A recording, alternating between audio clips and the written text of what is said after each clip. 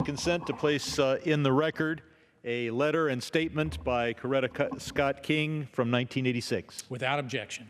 Thank you. Last Tuesday, Senator Elizabeth Warren sought to bring to the attention of the Senate some material about an Attorney General nominee, Jeff Sessions, Senator Jeff Sessions at the time. She was silenced. She persisted, but ultimately the record of the Senate does not reflect the remarks she was trying to give. In particular, she was trying to bring to the attention of the Senate a statement and letter of Coretta Scott King from 1986. You see, in 1986, then Jefferson B. Sessions was a U.S. attorney, a federal prosecutor, who had been appointed for a position as a U.S. district judge. And at that time, Coretta Scott King wrote to the then chair of the Senate Judiciary Committee, Senator Strom Thurmond, and while the Senate may not entertain these remarks, while the Senate may stifle a United States senator, this is the people's house, and it is appropriate that the record of this House at least reflect the comments of Coretta Scott King.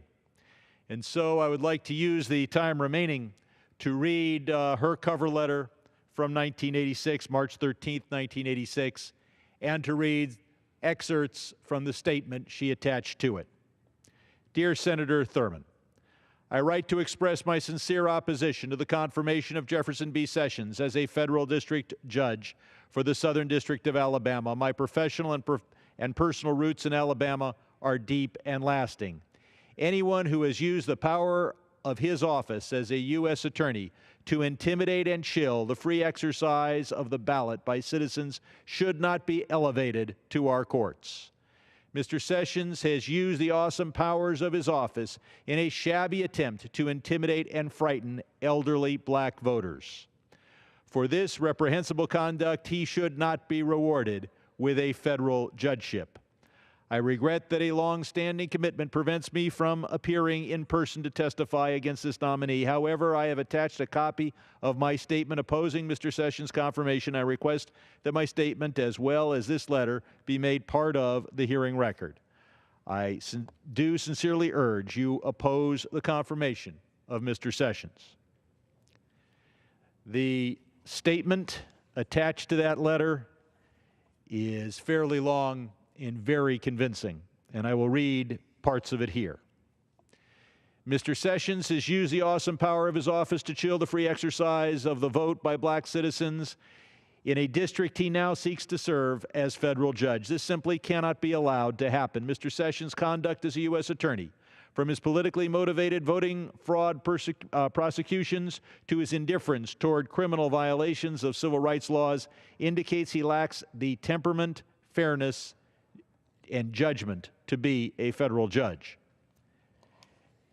A person who has exhibited so much hostility to the enforcement of those laws and thus to the exercise of those rights by black people should not be elevated to the federal bench.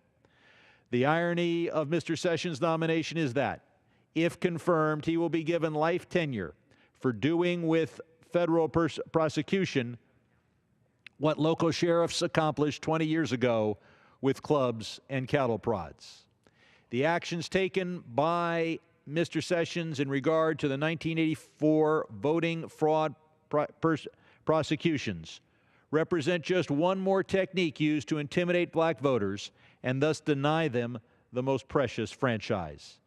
In these investigations, Mr. Sessions, as U.S. Attorney, exhibited an eagerness to bring to trial and convict 3 leaders of the Perry County Civic League, including Albert Turner, despite evidence clearly demonstrating their innocence of any wrongdoing. In fact, Mr. Sessions sought to punish older black civil rights activists, advisors and colleagues of my husband, who had been key figures in the civil rights movement in the 1960s.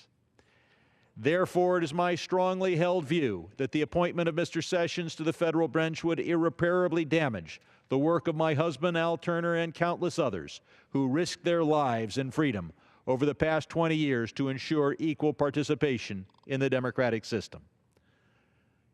Clearly, if these criticisms set forth in this statement, the entirety of which will be made part of the House record, if these statements indicate, as they did to the United States Senate in 1986, that Mr. Sessions should not be a district court judge, they also argue that he should not have been confirmed as Attorney General of the United States. I yield back. Gentleman's time has expired.